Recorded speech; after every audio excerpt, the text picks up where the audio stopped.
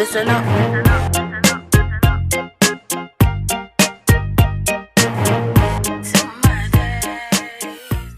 Hello! Aujourd'hui on se retrouve avec une nouvelle vidéo, à pied cette fois-ci, et on va parler des 7 jeux de Pat Parelli.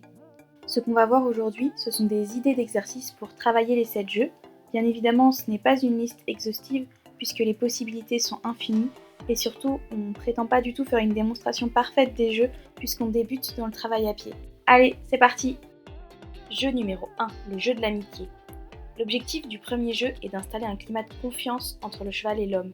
C'est la base, puisque si le cheval n'est pas détendu, il est dans l'incapacité de réfléchir et donc d'apprendre. Il faut pouvoir caresser le cheval partout sur son corps, avec la main, le stick ou tout autre objet. Jeu numéro 2, le jeu du porc-épic. Une fois la confiance installée, l'idée est d'apprendre au cheval à réagir dans le bon sens à une pression physique, du licol, de la longe, de notre main ou même du stick, et ce, quel que soit l'endroit de la pression. Le cheval doit apprendre, non pas à résister comme son instinct lui recommande, mais à céder à la pression. Jeu numéro 3, le jeu de la conduite. Ici, on ne va plus parler de pression physique, mais de pression dynamique. Il s'agit en effet d'interagir avec le cheval via le principe des bulles personnelles, lui apprendre à ne pas rentrer dans notre espace, lui apprendre à se déplacer pour en sortir, etc. Donc il n'y a vraiment plus de toucher, mais c'est des demandes de déplacement par suggestion via notre énergie. Donc on va pouvoir reprendre la mobilisation des hanches, la mobilisation des épaules, le reculer, etc.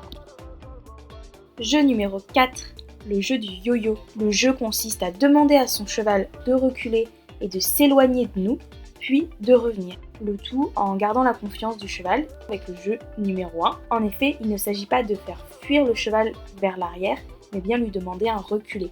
Jeu numéro 5, le jeu du cercle. Ce jeu, il peut se diviser en 3 parties. L'envoi sur le cercle en lui-même et le ramener.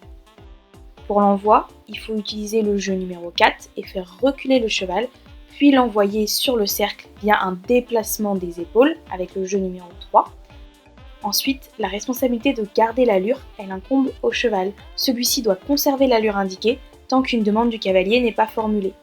Enfin, il faudra réutiliser le jeu numéro 3 et numéro 4 pour demander au cheval de s'arrêter et ou de revenir vers le cavalier. Jeu numéro 6, le jeu du déplacement latéral.